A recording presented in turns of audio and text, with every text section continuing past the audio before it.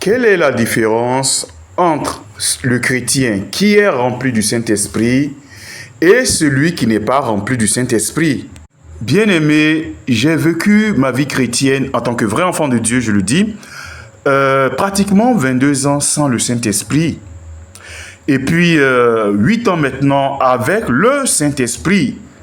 Donc, par cette expérience, je suis en mesure je connais très bien la différence. Ça, je vous le dis, je connais très bien la différence entre celui qui est rempli du Saint-Esprit et puis celui qui ne l'est pas. C'est ce thème que nous voulons aborder aujourd'hui. Cela va nous instruire sur beaucoup de choses et vous allez voir la nécessité d'être rempli du Saint-Esprit. Vous allez voir. Enfants de Dieu, que le Seigneur Jésus-Christ vous bénisse.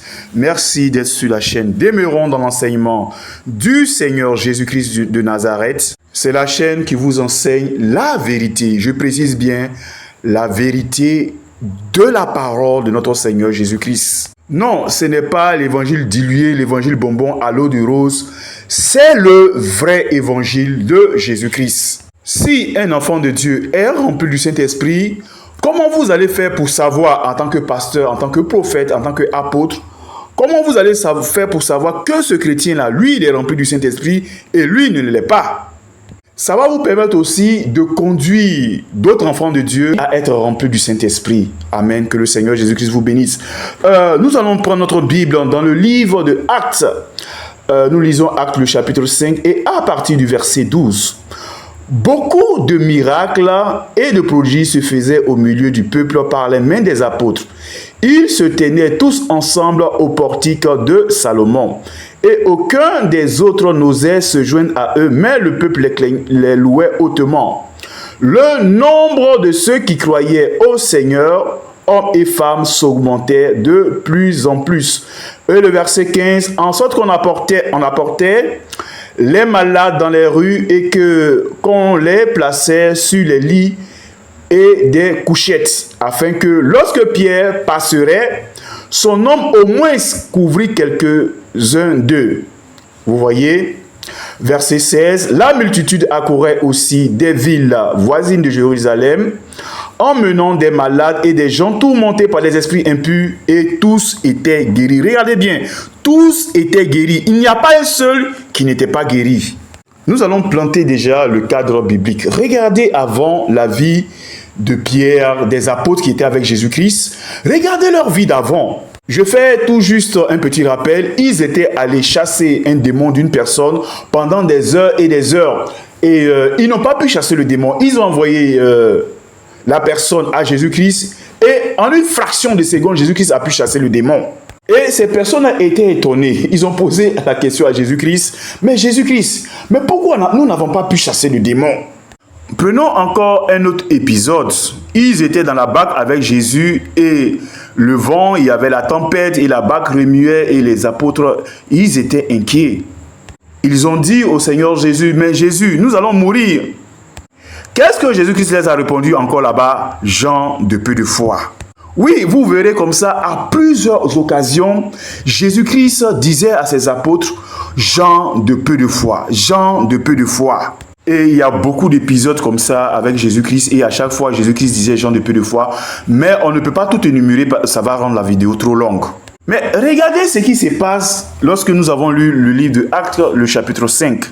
Regardez les apôtres. On nous dit qu'il y avait tellement de malades, il y avait tellement de personnes possédées par les esprits impurs.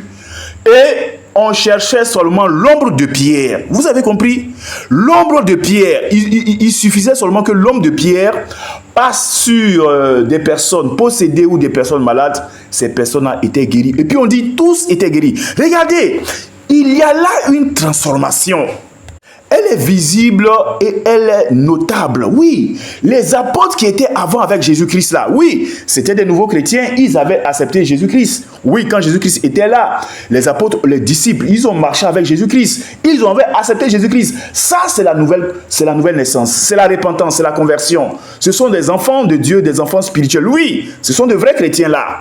Mais regardez, lorsque Jésus-Christ est parti et il a envoyé le Saint-Esprit aux apôtres, mais regardez ce que nous lisons. Mais les apôtres ont été transformés. Des gens même qui n'arrivaient pas avant même à chasser même un simple démon. Oui, ils n'arrivaient pas à chasser un démon. Mais maintenant, regardez ce qu'on nous dit ici. Leur ombre seulement, ils n'ont pas parlé, ils n'ont rien dit. Mais seulement que leur ombre suffit seulement pour guérir les malades, pour chasser les démons. Vous voyez, et tous étaient guéris. Enfants de Dieu, c'est une grande leçon pour le monde chrétien que je vais vous donner aujourd'hui. Regardez, on ne va pas faire une vidéo théorique aujourd'hui. Je vais vous montrer certaines pratiques, certaines expériences de ma vie moi-même que j'ai rencontrées. Et vous allez voir la différence entre quelqu'un qui est rempli du Saint-Esprit et quelqu'un qui ne l'est pas. Avant, quand je n'avais pas cette plénitude de l'Esprit, là, vous voyez, on peut avoir des cas de délivrance. Il y a des personnes pour qui vous faites des délivrances. Ces personnes ne seront pas délivrées. Il y a aussi, vous allez faire à d'autres occasions des délivrances pour certaines personnes et ces personnes aussi seront délivrées. Ça sera comme ça. Tantôt oui, tantôt non. Comme les apôtres. Mais la remarque que j'ai faite depuis que j'ai eu cette plénitude du Saint-Esprit, il n'y a pas une délivrance que je vais entamer sur une personne et puis la personne ne sera pas délivrée. Non. Oui, cas de chômage, cas de maladie héréditaire, possession satanique, folie, bien-aimé. Si quelqu'un qui est rempli du Saint-Esprit entame une délivrance, il aura toujours un résultat. Mais pourquoi? Mais regardez les apôtres. Avant, ils arrivaient à chasser des démons. Avant, à d'autres occasions, ils n'arrivaient pas. Jésus-Christ leur disait, gens de peu de foi. Mais regardez quand ils ont reçu le Saint-Esprit. Mais c'est différent maintenant. On dit tous étaient guéris. Je mets l'accent sur ça. Tous étaient guéris. Vous voyez, il n'y a plus. Mais pourquoi? Je vais vous le dire pourquoi. Regardez. Tous les chrétiens n'ont pas le même degré de puissance. Ah oui, oui. Il y a des chrétiens qui sont puissants. Il y en a aussi qui sont très très puissants. Il y a des chrétiens. Si les sorciers vont les attaquer, les sorciers vont échouer. Mais ils vont arriver quand même à fatiguer le chrétien là. Oui, ils vont le fatiguer un peu. Mais le chrétien aura la victoire. Oui, parce qu'il est en Jésus-Christ, le véritable chrétien, je veux dire. Mais il y a des chrétiens aussi, si un sorcier s'en va l'attaquer, il va mourir. Ah oui, je vous le dis, hein. Peut-être que vous ne le savez pas, mais les sorciers, eux, le savent. Il y a des chrétiens avec qui il ne faut pas jouer. Hein. C'est ça l'objectif de la vidéo. C'est pour vous amener à être des chrétiens puissants. Puissants, je vous le dis. Mais d'où cette différence qu'il y a des chrétiens qui sont puissants et il y en a d'autres qui sont très très puissants. Ceux qui sont très très puissants sont remplis du Saint-Esprit, bien aimés. Regardez, je vous montre cet exemple-là. C'est comme quelqu'un qui quitte la France et qui va aux États-Unis. Il quitte Paris pour aller à Washington en voiture. Ça, c'est le chrétien qui vient de faire l'expérience de la repentance. C'est un nouveau converti. Bon, en voiture, je ne sais pas, il va mettre peut-être un mois et demi. Bon, je ne sais pas. Mais regardez encore l'exemple. Quelqu'un décide d'aller de Paris à Washington en fusée. Je vous le dis, en moins de 3 minutes, il est déjà arrivé là-bas. Là où il devait prendre un mois et demi en voiture, je vous le dis, en fusée, en 3 minutes, il y est déjà. Voici la différence entre quelqu'un qui est rempli du Saint-Esprit et quelqu'un qui ne l'est pas. Celui qui est rempli du Saint-Esprit, il a plus de puissance, il a plus de force. Donc, il obtient, écoutez-moi très bien, il obtient des résultats rapidement. Moi, c'est le constat que j'ai fait, oui. Ce n'est pas théorique, ce n'est pas quelque chose de théorique. Je vis dans le Saint-Esprit et je sais de quoi il s'agit. Vous allez obtenir les résultats rapidement. Même les prières que vous allez adresser à Dieu, oui. Les prières que vous allez demander à Dieu. Oh Dieu, je veux du travail. Oh Dieu, je veux que mon enfant soit guéri. Oh Dieu, bénis, fais ceci, fais cela. Oui.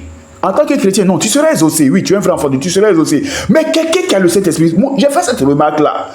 Depuis que j'ai le Saint-Esprit, quand tu demandes même quelque chose à Dieu, tu obtiens ça rapidement. Oui, j'ai fait cette remarque-là, j'ai fait cette expérience-là. Dans tout ce que vous allez faire comme activité spirituelle, vous obtiendrez les résultats plus vite.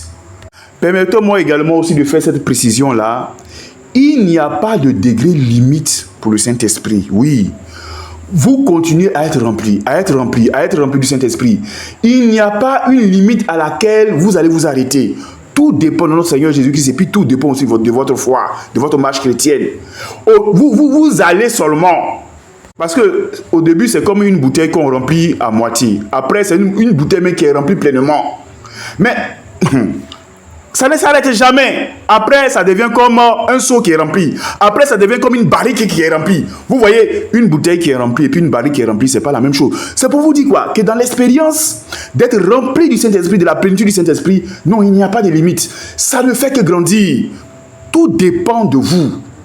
De votre degré de sainteté, votre degré de sainteté avec Dieu, votre consécration au Seigneur. Mais le problème au milieu des chrétiens, c'est quoi? C'est que quand les gens ont donné leur vie à Jésus-Christ, ils sont devenus de vrais enfants de Dieu. Vous avez vu? Mais le souci, c'est que la majorité des enfants de Dieu ne grandissent pas spirituellement. Ils demeurent à l'étape de bébé spirituel. Ils sont toujours encore au lait spirituel. C'est ça ce qui manque au milieu du monde chrétien. Je vous le dis, hein, les gens restent toujours des bébés spirituels. Enfants de Dieu, lisez votre Bible. Cherchez à croître. Cherchez à augmenter vos niveaux de puissance dans le Saint-Esprit en tant que chrétien. Je vous le dis, les chrétiens ne cherchent pas à grandir spirituellement. Et ça, c'est pas bon. Et ça, je vous le dis, hein, c'est dangereux de rester dans l'étape de bébé spirituel et du lait spirituel. Quel est le danger de rester toujours bébé spirituel? Qui est un bébé? C'est quoi un bébé spirituel? Bon, ce n'est pas l'objectif de la vidéo, mais si vous voulez avoir plus de détails, peut-être qu'on la fera plus tard. Regardez un peu la vie des disciples. Voilà, quand ils étaient avec Jésus, c'était des bébés spirituels. C'est un vrai chrétien, c'est un véritable chrétien, mais qui n'a pas encore cet ancrage-là en Jésus-Christ, qui n'est pas encore ancré, qui n'a pas encore atteint cette dimension, cette profondeur dans le Saint-Esprit en Jésus-Christ de Nazareth. Oui, c'est ça. Oui, c'est ça. C'est de vrais chrétiens, mais qui ne sont pas encore affermis. Ils viennent de naître dans le royaume des cieux, mais en tant qu'enfant de Dieu, on n'est pas destiné à rester éternellement des bébés spirituels. Mais non. Quel est le danger de rester bébé spirituel? Je vais vous le dire. Le danger, c'est quoi? C'est que, regardez, Jésus-Christ, c'est lui qui est le chef des chrétiens. Et il est le général de l'armée. Et à chaque chrétien, Jésus-Christ a donné un objectif. Vous me comprenez? Chaque soldat, chaque chrétien a un objectif à atteindre sur la terre. Moi, Patrick, il y a un objectif que Jésus-Christ m'a donné à atteindre sur cette terre-là. Toi aussi qui m'écoutes, tu as un objectif que Jésus-Christ t'a donné. Mais ce n'est pas pareil. Tous les chrétiens n'ont pas le même objectif à accomplir. C'est différent. Ça varie d'un chrétien à l'autre. Maintenant, regardez ceci. Regardez le danger maintenant. Lorsque vous n'avez pas la plénitude du Saint-Esprit, vous n'êtes pas rempli du Saint-Esprit, vous êtes encore des bébés spirituels. Oui, en ce qui concerne le Saint-Esprit, vous êtes encore bébé. C'est que la mission que Jésus-Christ, votre chef, votre roi vous a donnée pour accomplir cette terre-là, cette mission-là, vous n'allez pas pouvoir l'accomplir. Ah, voilà le danger. Vous ne pourrez pas accomplir la mission que Jésus-Christ de Nazareth vous a assignée. Mais pourquoi? En tant que bébé spirituel, si vous restez toujours à l'étape de bébé spirituel, regardez ceci, regardez une chose. Regardez ce que notre Seigneur Jésus-Christ a dit à l'apôtre Pierre. Il a dit, Pierre, Satan t'a réclamé pour te cribler. En ce moment-là, l'apôtre Pierre était encore un bébé spirituel, oui. Il dit, Satan t'a réclamé pour te cribler. Mais moi, j'ai prié pour toi. Et regardez ce qu'il dit à Pierre, que quand tu seras grand, il faut affermir aussi le reste du troupeau. Oui, tes autres frères, il faut les affermir. Vous voyez ici, notre Seigneur Jésus-Christ a donné une mission, un objectif à l'apôtre Pierre. Vous voyez, il lui dit, quand tu seras grand, quand tu seras affermi, mais il faut affermir aussi tes autres frères. Mais regardez, posez-vous la question, si l'apôtre Pierre demeure toujours bébé spirituel, comme il était avec Jésus-Christ, il demeure toujours bébé spirituel, gens de peu de foi, vous croyez que la mission que Jésus-Christ l'a donnée, là, il pourra accomplir ça? Mais non, pas du tout. Et c'est ça le danger d'être bébé spirituel. C'est que la mission que Jésus-Christ vous a donnée sur cette terre, toi Ange qui m'écoute, toi Josué qui m'écoute, toi Patrick qui m'écoute, la mission que Jésus-Christ t'a donnée sur cette terre, si toi Patrick tu demeures bébé spirituel, tu ne pourras jamais l'accomplir. Voilà le danger. Et si tu n'arrives pas à accomplir la mission de Jésus-Christ, mais tu ne seras jamais agréable à notre Seigneur Jésus-Christ. Mais voilà le danger d'être bébé spirituel. C'est dangereux. Pourquoi je vous dis quittez cette étape-là le plus vite possible. Allez-y dans la dimension du Saint-Esprit. Soyez remplis de la plénitude du Saint-Esprit. Ce n'est pas encore fini. Regardez. Le Saint-Esprit, lui, il connaît la mission que Dieu t'a donnée pour accomplir sur cette terre. Oui, le Saint-Esprit connaît la mission que Jésus-Christ t'a donnée pour accomplir sur cette terre-là. Il la connaît très bien et il la maîtrise très bien. Ça fait un. De deux, le Saint-Esprit va te donner la force, la puissance pour accomplir la mission que Jésus-Christ t'a donnée. Mais c'est pourquoi Jésus-Christ a demandé aux apôtres de ne pas partir, d'attendre dans la chambre haute, d'attendre le Saint-Esprit d'abord. Le Saint-Esprit connaît la mission que Jésus-Christ t'a donnée, donc il pourra te diriger, te conduire pour atteindre cette mission-là, parce qu'il la connaît très bien. Toi, tu peux ne pas maîtriser tous les contours, mais l'Esprit de Dieu, lui, connaît très bien. Il sait comment il faut faire. On a déjà fait la vidéo, laissez-vous guider par le Saint-Esprit. Ça fait un. De deux, parce que tu es rempli du Saint-Esprit, tu auras la force. Il va t'accorder la force. Parce que tu as la plénitude du Saint-Esprit, tu auras la force, la puissance pour accomplir cette mission-là. Et avec cette force, cette plénitude du Saint-Esprit que tu as, tu pourras... Le travail que Jésus-Christ t'a demandé de faire là, tu vas voir que ça va avancer vite. Parce que tu as la plénitude du Saint-Esprit. Oui, ça avancera plus vite par rapport à quelqu'un. Oui, si quelqu'un est rempli du Saint-Esprit, le travail que Jésus-Christ lui a demandé de faire là, il va le faire plus vite que quelqu'un qui demeure encore à l'étape de bébé spirituel. Oui, lui qui a la plénitude du Saint-Esprit, le travail que Jésus-Christ lui a donné, il avance vite dans le travail. Ce n'est pas tout. Vous savez, nous serons confrontés sur cette terre à beaucoup d'adversités, à beaucoup d'attaques, à beaucoup de ruses des ténèbres. Mais c'est pourquoi je vous dis que sans la plénitude du Saint-Esprit, vous ne pourrez pas accomplir la mission que Jésus-Christ vous a donnée. Il y aura beaucoup d'attaques, je vous le dis. Beaucoup de ruses des ténèbres. Ça va se présenter devant le chrétien. Assurément, ça viendra. Il y aura des combats à mener. Mais regardez ce que je viens de vous dire. Jésus-Christ dit quoi? Pierre, Satan t'a réclamé pour te cribler. Ça veut dire quoi? Que Satan même préparait des attaques contre Pierre. Parce qu'il connaissait la mission que Jésus-Christ avait donnée à Pierre. Il savait qu'elle était grande. Il connaissait ça. Donc voilà, il se prépare au combat. C'est pourquoi, bien aimé, je vous dis, si vous n'êtes pas rempli du Saint-Esprit, vous ne pourrez pas accomplir la mission du Seigneur Jésus-Christ. Devant tous ces attaques, ces problèmes, ces difficultés, tous les flèches que l'ennemi va envoyer, non, il vous faut la force, il vous faut la puissance. C'est la plénitude du Saint-Esprit, être rempli du Saint-Esprit. Enfants de Dieu, soyez remplis du Saint-Esprit, je vous en prie. Regardez, et je vais bien vous éclaircir dans cette vidéo-là. Je vous dis toujours dans les vidéos que en Israël, avant de devenir roi, il fallait toujours être moindre du Saint-Esprit si vous voulez. C'était le cas de Saül, c'était aussi le cas de David. Mais pourquoi il faut oindre le roi? Vous voyez, avant qu'il devienne roi, il faut l'oindre. Regardez, prenons l'exemple de David. Mais David était confronté à beaucoup de combats. David a affronté Goliath. On a déjà fait la vidéo Satan, ce Goliath-là. David a affronté Saül. Saül a cherché pendant tout son vécu à tuer David. Il poursuivait David dans les déserts, dans les cavernes, dans les grottes, partout. Il cherchait à le tuer. David a eu beaucoup d'ennemis. Les Philistins, les Amoréens, les Amalécites. Tout cela, c'était des ennemis de David. Il y a eu beaucoup comme ça de cas. Qu'est-ce que David pouvait faire sans le Saint-Esprit? C'est pourquoi il fallait oindre, pour que David arrive sur le trône là. C'est pourquoi il avait besoin d'être rempli du Saint-Esprit. Voilà l'œuvre d'être rempli du Saint-Esprit. C'est pour t'aider à accomplir la mission. Sans le Saint-Esprit, tu ne peux pas arriver sur le trône. Il faut que tu sois rempli du Saint-Esprit. Pas encore fini. Vous savez, souvent, vous serez confronté à des cas.